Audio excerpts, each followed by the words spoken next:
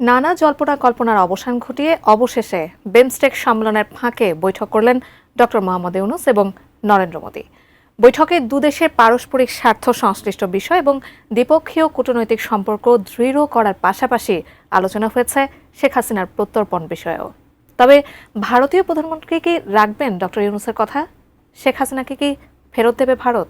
বিস্তারিত আরিফ হাসানের প্রতিবেদনে। বাংলাদেশ की ओर से एक निवेदन आया है। শেখ হাসিনা যে ওইখানে বসে অনেক ধরনের ইনসেন্ডিয়ারি কমেন্ট করছেন সেগুলো বিষয়ে কথা হচ্ছে, তারপরে বর্ডার কিলিং নিয়ে কথা হয়েছে।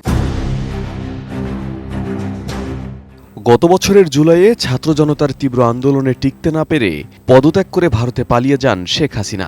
তারপর থেকে ঢাকার সাথে দিল্লির কূটনৈতিক দূরত্ব বাড়তে থাকে, যা ক্রমান্বয়ে ইতিহাসের চরম তিক্ততায় পৌঁছায়। তবে সে দূরত্ব কমিয়ে আনতে শুরু থেকে চেষ্টা করে যাচ্ছে বাংলাদেশ।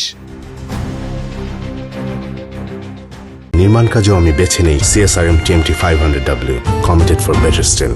সম্প্রতি ব্যাংককে অনুষ্ঠিত ষষ্ঠ বিমস্টেক সম্মেলনের ফাঁকে দুই দেশের সরকার প্রধানের মাঝে বৈঠক নিয়েও নানা জল্পনা কল্পনা ছিল বেশ কয়েকদিন ধরেই। তবে সেই জল্পনা কল্পনার অবসান ঘটিয়ে ডক্টর ইউনূস ও নরেন্দ্র মোদির মাঝে বৈঠক অনুষ্ঠিত হয়।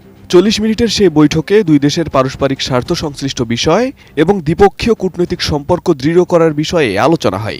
বাংলাদেশের পক্ষ থেকে তিস্তার পানি বন্টন, সীমান্ত ইস্যুর পাশাপাশি জুলাই গণহত্যার দায়ে শেখ হাসিনাকেও ফেরত চাওয়া হয় এবং ভারতে বসে বাংলাদেশ নিয়ে শেখ হাসিনা যে উস্কানিমূলক বক্তব্য দিচ্ছেন এই বিষয়েও বৈঠকে তুলে ধরা হয়েছে। স্বার্থ সংশ্লিষ্ট যতগুলো বিষয় ছিল সবগুলো বিষয়ই আমাদের চিফ অ্যাডভাইজার মহোদয় সেই মিটিংয়ে বলেছেন।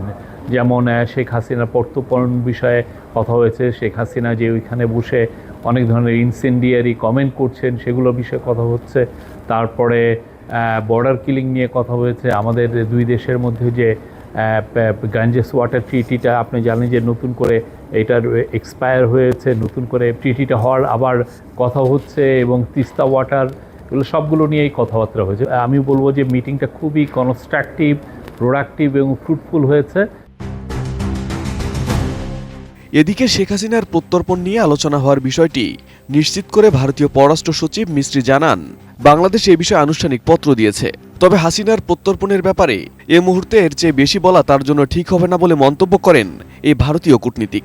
देखिए, जहां तक शेख हसीना का सवाल है और उनके सिलसिले में जो बांग्लादेश की ओर से एक निवेदन आया है, इस विषय पे कुछ और कहना मेरे लिए उचित नहीं होगा। এই বৈঠকের মধ্য দিয়ে দুই দেশের কূটনৈতিক দূরত্ব কমে আসার সম্ভাবনা থাকলেও শেখ হাসিনাকে ভারত প্রত্যর্পণ করবে না এটা বলাই যায়, কারণ হাসিনা ও আওয়ামী লীগ ইস্যুতে ভারতের অনড় অবস্থান রয়েছে। তবে শেখ হাসিনা ভারতে থাকলেও ঢাকা দিল্লির কূটনৈতিক দূরত্ব কমে আসলে সেটা আওয়ামী লীগ এবং শেখ হাসিনার জন্য দেশের রাজনীতিতে ফেরা চ্যালেঞ্জ তৈরি হবে, এটা বলাই যায়। Arif Hasan, ATN news.